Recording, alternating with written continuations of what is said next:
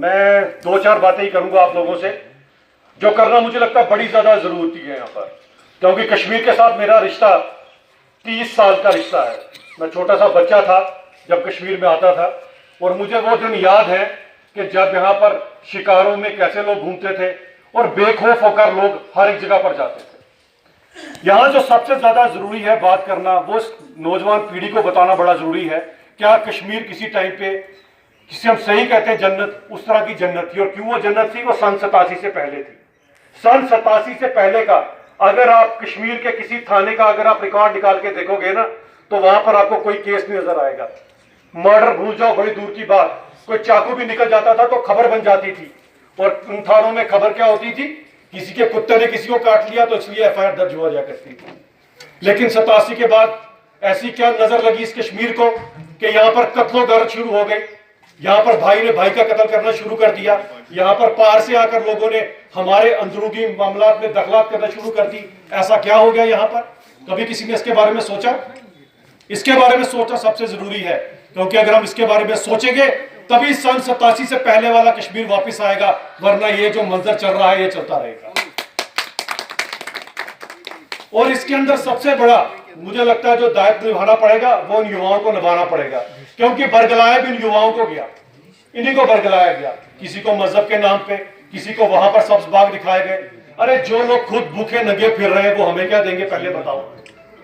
मैं इनकी बात करता हूं, ये जो पार वाले हैं, आपको पता होगा उनके देश के अंदर जो जहाज उड़ाते हैं ना, उनके भी 80% लोगों ने नकली जहाज उड़ाने के लाइसेंस रखे अपने पास, नकली। तभी कराची में इतना बड़ा हादसा हुआ। जहां पर जहाज उड़ाने वाले पायलट के पास असली लाइसेंस नहीं है, वहां के लोग असली हो सकते हैं क्या? वो हमें कुछ दे सकते हैं? हमें ये सब्ज बाग दिखाए जा रहे थे वहां पर, जो खुद कटोरा लेकर इमरान खान दुनिया में भीख मांगता फिरता है, वो हमारे लोगों को क्या देगा? लेकिन ये बात आप लोगों को समझना बड़ी जरूरी है कि आप लोगों के साथ ये सियासत हुई तो हुई क्यों? ये क्यों हुई मैं आपको बताता हूं।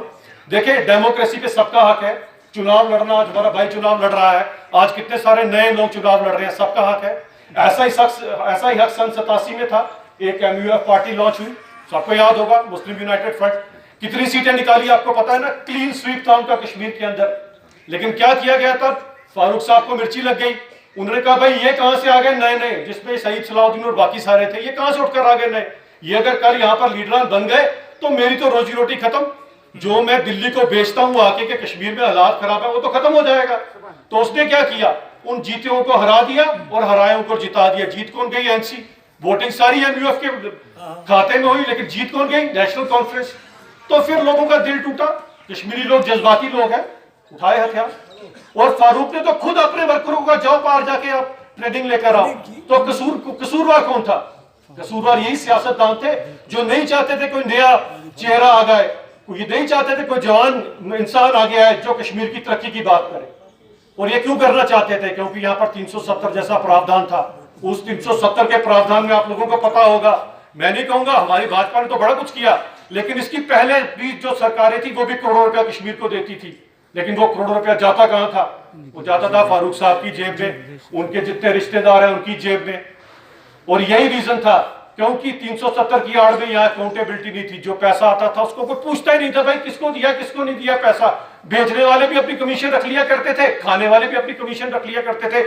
आप लोगों को क्या मिलता था? सिर्फ वादे।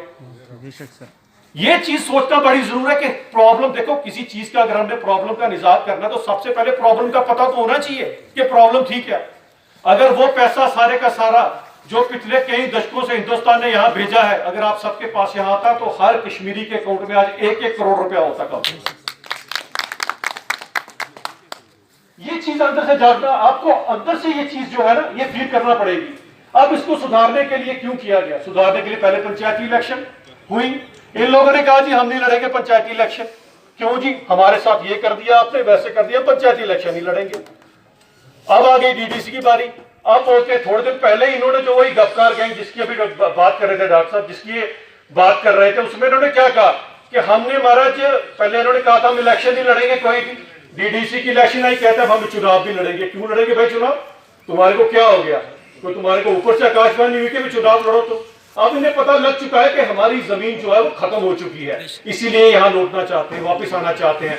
लेकिन मैं आप कश्मीर के लोगों का शुक्रिया अदा करना चाहता हूं कि आपने इनको यहाँ कामयाब ना होने दिया है और ना होने दोगे, क्योंकि गफ्तार गैंग को किसी ने फेल किया तो कश्मीरियों ने फेल किया, क्योंकि गफ्तार गैंग सिर्फ वो गफ्तार रोड पर ही चला, उसके बाद किसी कश्मीरी ने इनकी कोई रैली अटेंड नहीं की। बताओ कहीं पर मीटिंग की तो बताओ। हमारे वहां जम्मू में पहुंचे थे, जिस दिन जम्मू में पहुंचे थे उसी दिन मैंने इनका झंडा जलाया था, वहां पर पुतले जलाए थे इनके, और वहां से भी लोगों ने खदेड़ दिया। क्योंकि इनकी सियासत क्या है, हिंदू को मुसलमान से लड़ाओ, मुसलमान को हिंदू से लड़ाओ, बस यही सियासत पे, इसी पे इन्होंने आज तक सियासत की है। और उधर से भी खा लो, इधर से भी खा लो, अपने पेट भर लो, और आप लोग फिर वही जो बेचारे जैसे गरीब थे वैसे के वैसे रहोगे। अरे ये चीज सोचने की जरूरत है कि कश्मीर के अंदर सबसे बड़ा क्या है, टूरिज्म का स्कोप है। यहाँ पर टूरिस्ट कब आएगा, जब उसको पता है यहाँ शांति होगी। तो सबसे बड़ी जरूरत चीज है शांति की। यहाँ पर जमीनी स्तर पर हर एक स्कीम जो है मोदी जी ने बताई। आप बताओ मुझे, अगर किसी हिंदू के अकाउंट में पैसा आया तो क्या मुस्लिम के अकाउंट में पैसा नहीं आया? अगर किसी हिंदू की बेटी की पढ़ाई की व्यवस्था की गई तो क्या मुस्लिम की बेटी की पढ़ाई की व्यवस्था नहीं हुई? अगर हेल्थ इंश्योरेंस किसी हिंदू को मिल रहा है तो क्या मुस्लिम को नहीं मिल रहा है? तो मुझे